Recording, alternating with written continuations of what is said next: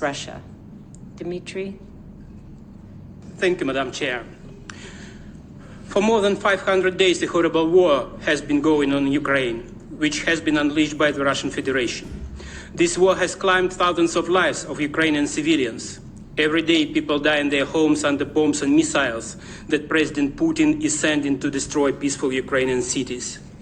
This war has claimed thousands of lives of indigenous peoples from both sides, as the indigenous peoples of Crimea are being killed by Russian bullets, while indigenous peoples of Russia, who continue to be the most vulnerable and most deprived population in our country, were forcibly drafted into the Russian armed forces and are dying in Ukraine as soldiers of the colonial army. The Russian aggression against Ukraine is the most horrible war of our time. For instance, the land mining of Ukrainian territories, including indigenous peoples' ancestral lands, is even more intense than during the Second World War. Over the last year, the expert mechanism has been developing a report on the militarization of indigenous lands. I recall that this publication of this report was postponed for 1 year, specifically in order to give time to include information about the war in Ukraine in the report. And what do we see as a result? The report contains no information at all about the war and how it impacts indigenous people's lives in both countries.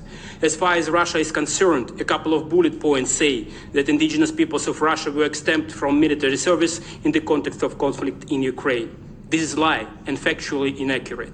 My indigenous friends from Yakutia were grabbed forcibly by the Russian army for the war in Ukraine precisely because they are indigenous hunters, because they have hunting experience while they have no formal employment, and they can speak indigenous languages which Ukrainian soldiers could not understand. The other point from the report is that cross-border Sami cooperation has been seriously affected, and Sami employees in Russia cannot receive salaries. Are you serious? We gathered information about indigenous soldiers from Russia who have died in this war. 6 Russian Sami young men were already killed during the war, and this is a huge number for such a small nation of 1,500.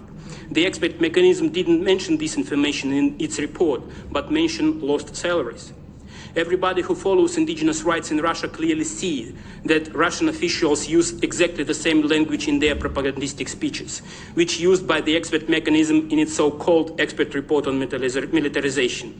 This is a disgrace, and I have a question with regard to the above.